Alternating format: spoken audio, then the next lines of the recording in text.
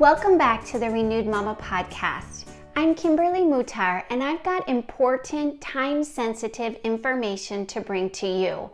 One so important that you must drop what you are doing and act, because it doesn't matter what state, province, or country you live in.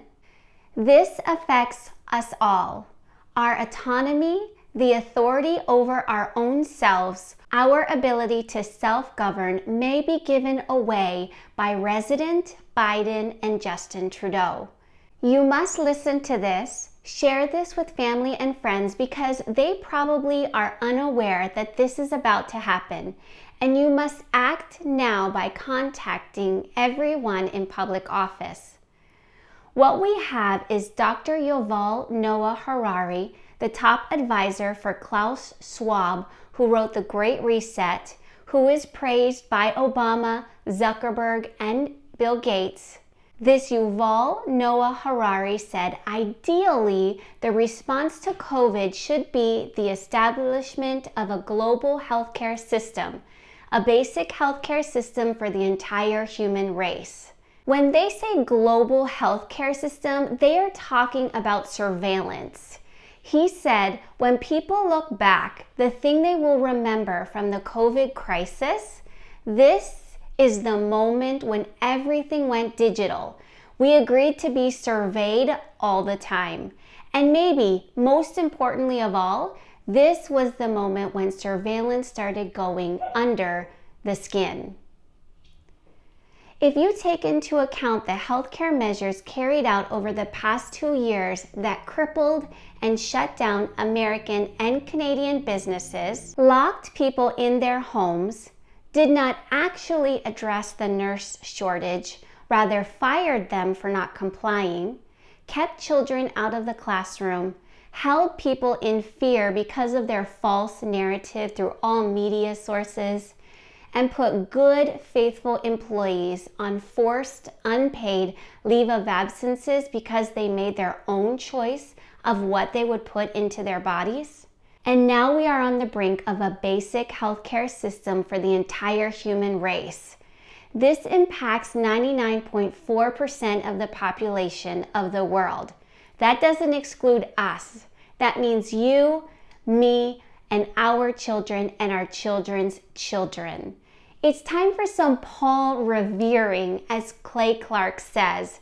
This information must be shared because we cannot choose to be ignorant or have a lack of knowledge. What we have is the World Health Organization Pandemic Treaty, an international treaty.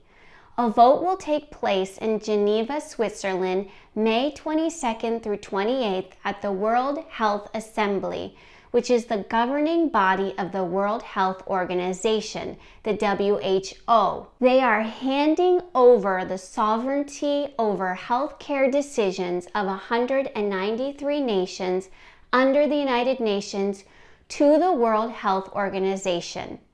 President Biden is bringing amendments that propose that all nations of the earth cede their sovereignty over healthcare decisions to the World Health Organization.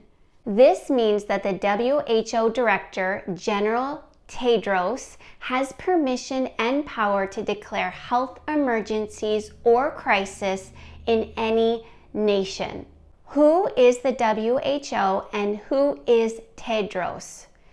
The WHO is a subsidiary of the Communist Chinese Party government. Its biggest funders are the Chinese Communist Party and the Bill and Melinda Gates Foundation.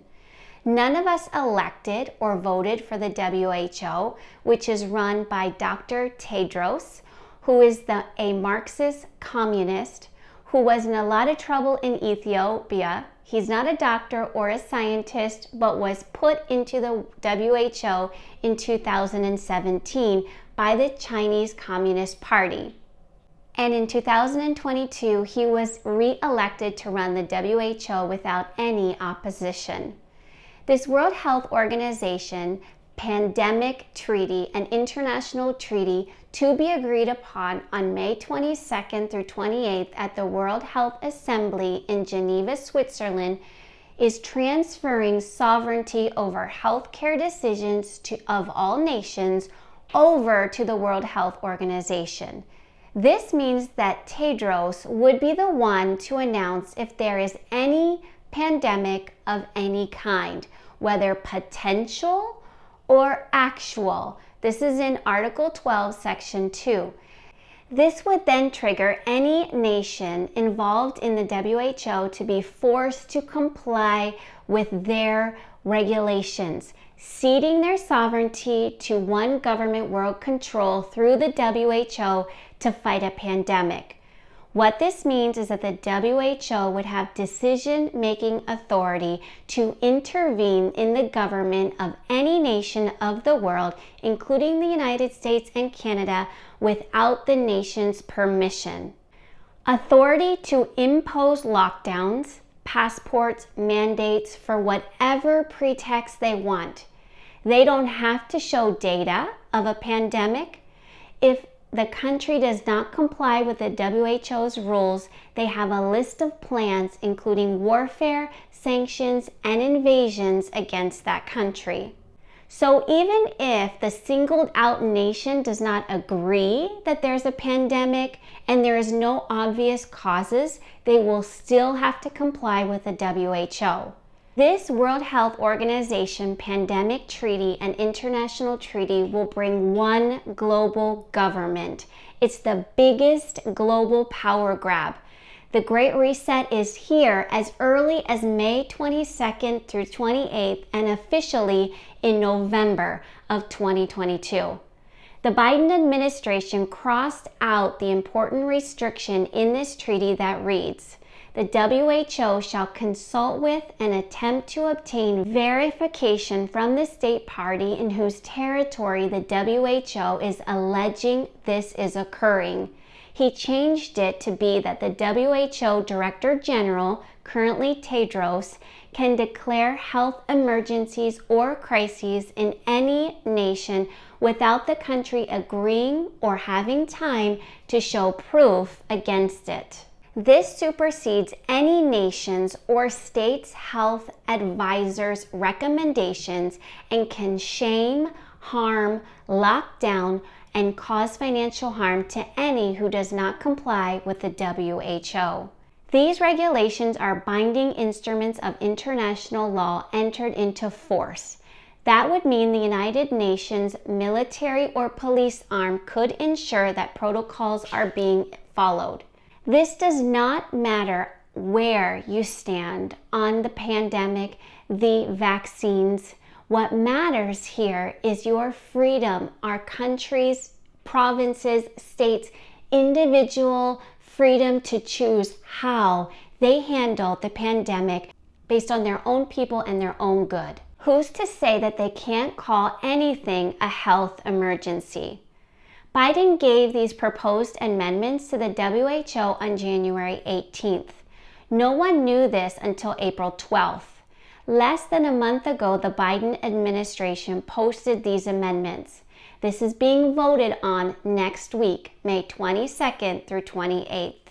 There is already a list of 40 of the most powerful countries who have signed on, including Canada, the EU, the UK, Australia, New Zealand, Norway, and Switzerland. They're already going along with Biden's administration to hand over authority to the WHO. This authority that the WHO would be given impacts 99.4% of the population in the world. 193 nations belong to the United Nations. If this goes through, nothing else matters. This goes into effect in November, so it doesn't matter who wins in the US elections in November or in the Ontario provincial June elections, because global authority will already have transferred to the WHO. So what do? We speak up. Contact everyone you can, friends and family, because they probably don't know that this is going on. Share this podcast episode with them. Contact your local government, senators, congressmen, members of parliament. You'll see their contact information on the screen.